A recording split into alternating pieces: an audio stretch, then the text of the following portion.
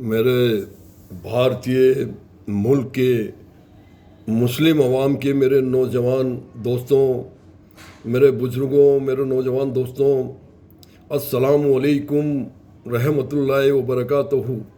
मेरे दोस्तों, हर दौर के अंदर सरकार किसी की भी रही हो, किसी की भी सरकार रही हो, मगर हमारे भारतीय मुस्लिम अवाम के साथ एक तरफा कार्रवाई होती है, मुस्लिम अवाम के साथ अन्याय होता है, जुल्म होता है। ये हम शुरू से देखते आ रहे हैं। एक तरफा कार्रवाई होती है।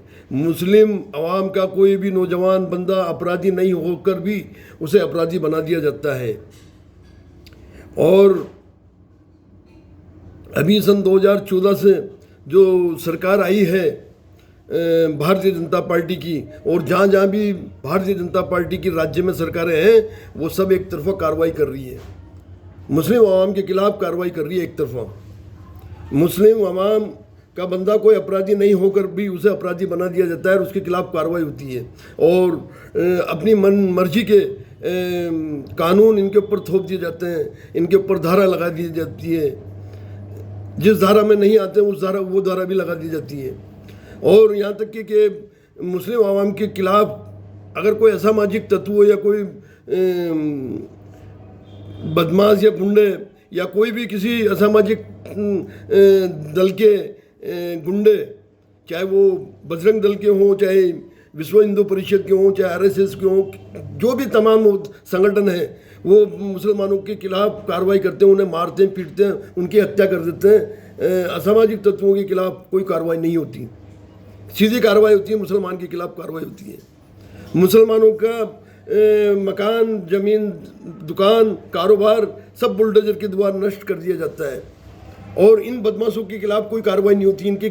इन बदमाशों के लिए कोई बुलडोजर आगे नहीं बढ़ता, और न इनके अपराधीकरण के इनके ऊपर कोई केस लगते हैं, ना इनको बंद किया जाता है। अगर बंद करते हैं तो मुसलमानों को करते हैं। तो मेरे बुजुर्गों, मेरे नौजवान दोस्तों, आज के हालात के हिसाब से आपको सावधानी रखनी चाहिए, पूरे भारत में सावधानी रखनी चाहिए।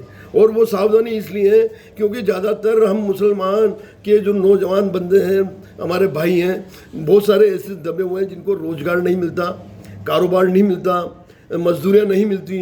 वो अगर छोटा मोटा कोई कारोबार करते हैं तो उसमें नुकसान उठा बैठते हैं, वो हाथ पे हाथ धरकर बैठ जाते हैं। तो हालातों से वो दबे हुए हैं। अगर कोई अपनी बुनियादी चीज़ के लिए वो अगर संघर्ष भी करे, वो लड़े भी, तो किस आधार पे लड़े। तो मेरे दोस्तों, क्या तमाम हमारे मुल्क के अंदर ऐसे जागरूक लोग हैं जिन्होंने शिक्षा के इदारे खोले हैं, दारुल उलूम खोले हैं, मदरसे खोले हैं, स्कूल खोले हैं, इलाज के लिए हॉस्पिटल बनाए हैं। तो मेरे दोस्तों, एक चीज़ और बना लो, पूरे भारत के अंदर जिला वाइज, तहसील वाइज, कस्बा वाइज एक चीज़ और बना लो। अपनी ज़कात से, अपनी सदक़े से, अपने खैरात से, अपने फित्र से एक बैंक खड़ी कर दो। और बैंक ऐसी खड़ी करो कि हालात के अनुसार अगर कोई हमारे कौम का बंदा परेशान है, तकलीफ़ में है, रोज़गार नहीं कर पा रहा, या वो हालातों से दबा हुआ है, तो उसकी इमदाद की जाए, उसकी मदद की जाए। उसके लिए हम बैंक खड़ी करें, और बैंक नियम अनुसार करें, आरबीआई के कानून के मुताबिक करें, और उसका एक विधान बनाए, विधान के मुताबिक चलाएं। अगर ये डर आपको रहेगा कि हम जिसे जिम्मेदार बनाते हैं वही मालिक बन बैठता है, तो इस डर के मारे हम कब तक हमारे कौम के नौजवानों को दबाते रहेंगे, या कब तक उनको तकलीफ में चलाते रहेंगे।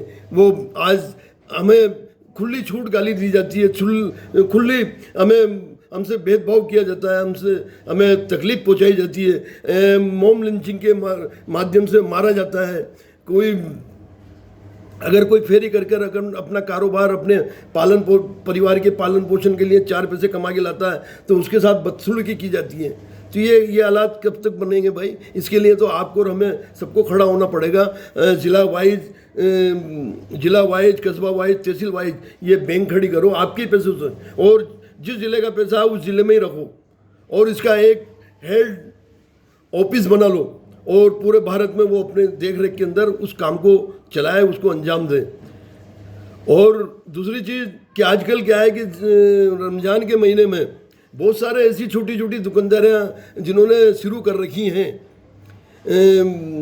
ज़कात के पैसे लेने का, फितरे का, सदक़े का, इनका पैसा लेते हैं और बड़े मरकज़ बैतुल माल तक नहीं पहुंचता। तो ऐसे छोटे मोटे जिन्होंने दुकानें लगा रखी हैं, जिन्होंने स्कूल खोल रखे हैं, मदरसे खोल रखे हैं, वो ज़कात का पैसा लेते हैं, तो चंदा भी लेते हैं। यहाँ तक कि 500-500 का, 1000-1000 रुपये का टिकट बनाकर वो गोड भी करते हैं, वो इमारत खड़ी कर लेते हैं। जब कभी फिर वो इमारत खड़ी करते हैं तो वो बोलते हैं ये हमारी है, हमारे बाप की है। अरे भाई कौन से पैसा लिया है? गोट कर करके हज़ारों के टिकट तुमने बांटे हैं, फिर ये तुम्हारा अपना कैसे हुआ? ये तो मुस्लिम कौम का होना चाहिए ना, मुस्लिम आवाम का होना चाहिए ना, इस पर किसी का ध्यान नहीं है।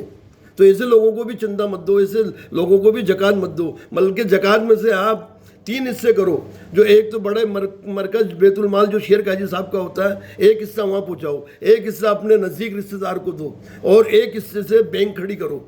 और बूंद बूंद कर कर समंदर भर जाता है, और इसका कोई मालिक नहीं बनेगा। हमारे अभी मैं कोटा राजस्थान में रहता हूँ, मेरे शहर में भी कई लोग अच्छे लोग हैं। अख्तर खान अकेला जैसे अच्छे लोग हैं, और के कई के मैं नाम नहीं जानता हूँ, मगर बहुत अच्छे लोग हैं। ये लोग इस काम को बखूबी अंजाम दे सकते हैं, इसकी बुनियाद मजबूत कर सकते हैं। तो इस पर ध्यान दो। जो आज के हालात के हिसाब से अगर तुम नहीं करोगे तो भाई हम इसी तरीके से हम क्या है कि पिटते रहेंगे। हमारे मस्जिद मदरसे पर बुलडोजर चलता रहेगा, हमारी हर चीज़ में खलल पैदा होती रहेगी। कहीं यहाँ तक कि अब तो यहाँ तक भी आ गया कि रोड पे नमाज के लिए ठीक है, मान लिया हमने कि नहीं पढ़ेंगे, मगर अपने निजी घर पे, अपने निजी मकान पर भी नमाज हम कायम करें तो उसके लिए भी हमें इजाज़त लेनी पड़ेगी, परमिशन लेनी पड़ेगी। हमारी इबादत में, नमाज में हम क्या करते हैं, क्या नहीं करते हैं, ये सबकी इजाज़त लेनी पड़ेगी। हमारे खिलाफ कानूनी कार्रवाई होगी। अरे अब तो सावधानी रखो भाई, और ये फ़िरका परस्ती मिटा दो और एक सूत्र में बन जाओ, एक प्लेटफार्म बना लो। ये शिया सुन्नी, वहाबी सुन्नी, बरेलवी, ये सब मिटा दो। और तुम अल्लाह के बंदे हो, अल्लाह के रसूल की उम्मत हो, तो जब एक कुरान पाक के मानने वाले हो तो फिर तुम ये अलग अलग फ़िरकों में क्यों बटे हो यार? कुछ कौम के बारे में सोचो। अरे ईरान को देखकर भी आप सबक ले लो भाई, ईरान को देखकर भी सबक ले लो। अगर आज अल्लाह ताला का शुक्र है, करम है पाक परवरदिगार का, अगर ईरान ने इतनी वक्त से रहते हुए अगर मजबूती नहीं की होती तो भाई साहब वो 3 घंटे के अंदर सलट जाता। तो कम से कम सबक तो लो यार।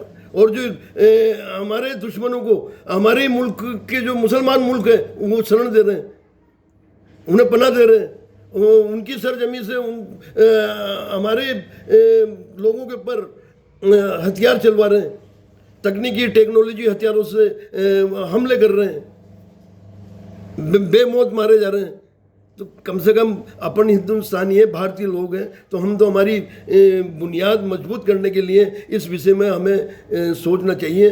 पता नहीं, मेरी जाने की आदत है कि मैं इस तरह बोलता रहता हूँ, पता नहीं मेरे विचार कोई पसंद करता भी है या नहीं करता, अल्लाह जाने, अल्लाह का रसूल जाने, मगर वक्त रहते हुए आप इस पर गौर फरमा लो। अस्सलाम वालेकुम।